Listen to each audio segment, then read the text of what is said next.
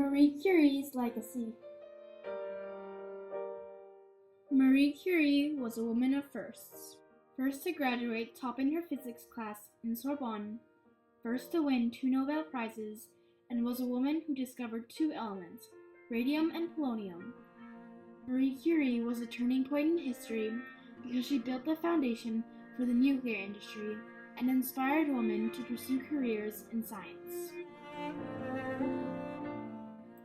On November 7, 1867, another girl was born in Warsaw, Poland. She was born from the Sklodowska family, who named her Maria Sklodowska, or Mania. Maria grew up in a well-educated family. Her father, Władysław Sklodowska, was a president at Lublin University, and her mother, Bronisława Sklodowska, taught at Warsaw universities. At the time, Poland was under communist rule, but teachers at Maria's school illegally taught Polish history and language. With her intelligence and concentration, she was able to learn Polish and Russian history along with the different languages.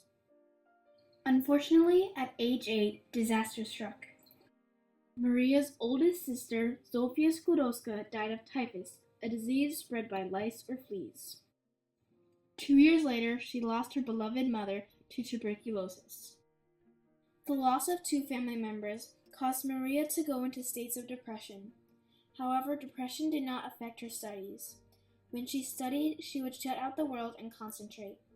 At the end of her high school experience, she scored highest in her class. After high school, Maria decided to go to college and get an education. Since her father only had enough money for her brother to go to college, she and her sister Branya made a pact. Maria would let Branya go to medical school while she paid her tuition. Once Branya earned her degree, she would support her in college.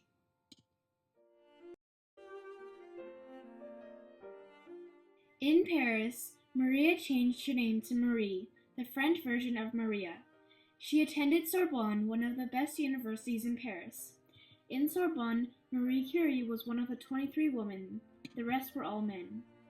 Starting from her first day, Marie realized she had a lot of work to do. Her French wasn't as good as she thought it was. She quickly tried to catch up, staying up all night studying. Gradually, this began to affect her health. At the time, her meal consisted of bread and tea. Marie didn't care. She concentrated and wanted to do well in her studies.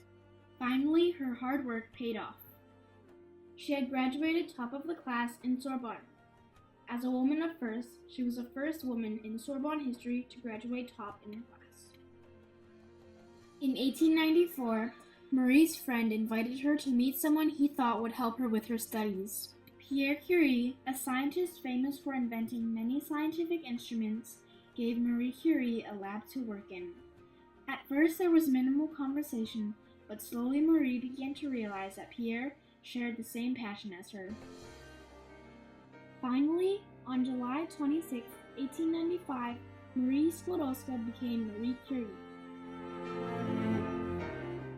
Marie and Pierre got back into science immediately. Marie studied deeper into Henry Becquerel's uranium X-rays. Uranium rays went through the skin, but not through dense materials like bones or metal. Marie Curie was confident that in uranium there was something even more powerful emitting these rays. Marie's curiosity and determination led her to embark on a new journey. Eventually, Pierre stopped his work on crystals to join his wife. Together as a team, their results greatly improved.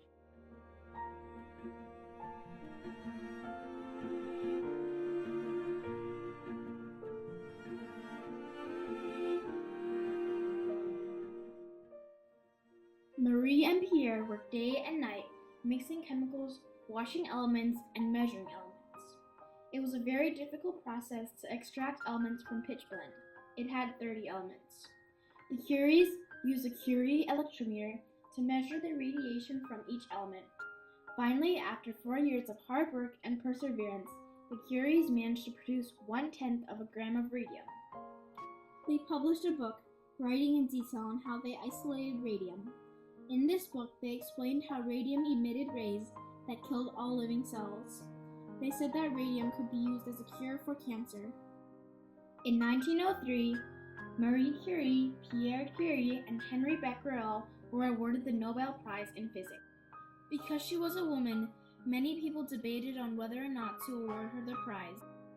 Mittag Leffler, an advocate of women scientists, wrote to Pierre telling him about the situation. Pierre wrote back saying he would not accept the prize without Marie. The Curies were a team. If anything, Marie Curie was the leader. On the morning of April 19, 1906, Pierre Curie died in an accident. When Marie finally received the news, she went into a long period of depression.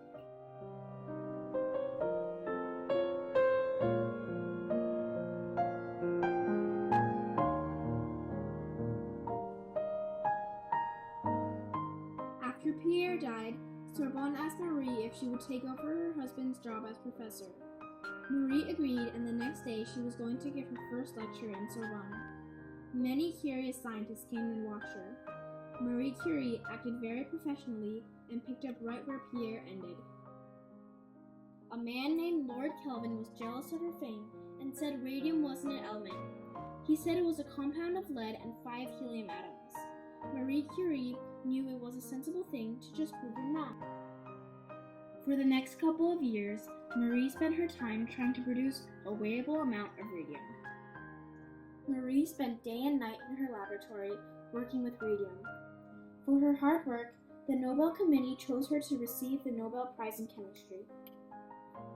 The Nobel Prize in Chemistry, 1911, was awarded to Marie Curie in recognition of her services to the advancement of chemistry by the discovery of the elements radium and polonium, by the isolation of radium, and the study of the nature and the compounds of this remarkable element. Marie continued to visit the world, leaving behind a trail of inspiration. On July 4, 1934, Marie Curie died in Saint-Salomos, France. She died of radiation poisoning, but more specifically, aplastic anemia.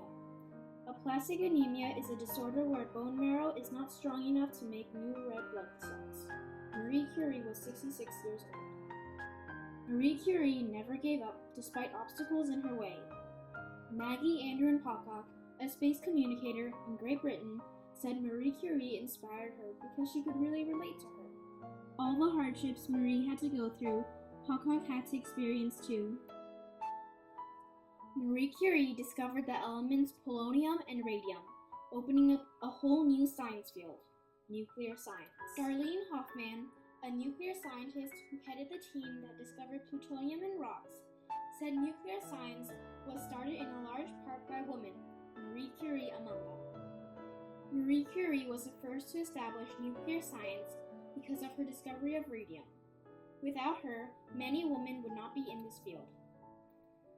In 1903 and 1911, Marie Curie received the Nobel Prize in Physics and Chemistry.